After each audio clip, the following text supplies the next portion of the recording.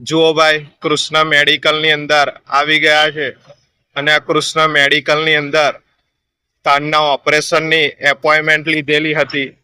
હવે આ કાનની તકલીફની શરૂઆત કેવી રીતે થઈ અને તમે અહીંયા આ કૃષ્ણ હોસ્પિટલની અંદર સારવાર કેવી રીતે લઈ શકો તેમજ એના રિપોર્ટ પણ કેવી રીતે રીડ કરવા એ તમામ માહિતી આપણે જોઈશું.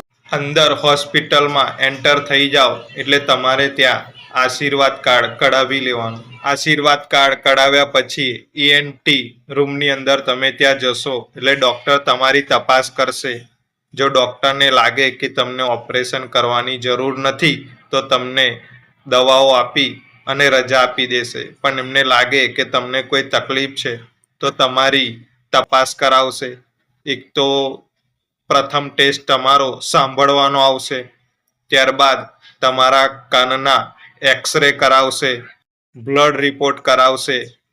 આ બધા રિપોર્ટ કરાવ્યા બાદ અને ડૉક્ટર તમને જે તે એપોઇન્ટમેન્ટ આપી અને તારીખ આપશે. જે તે તારીખે તમે જશો ત્યારે તમારું ઓપરેશન કરશે.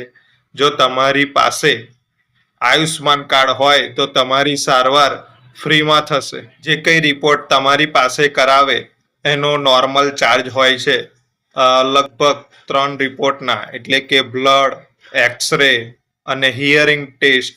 આ 3ના લગભગ 700-800 રૂપિયા થાય છે. એથી વિશેષ થતા નથી.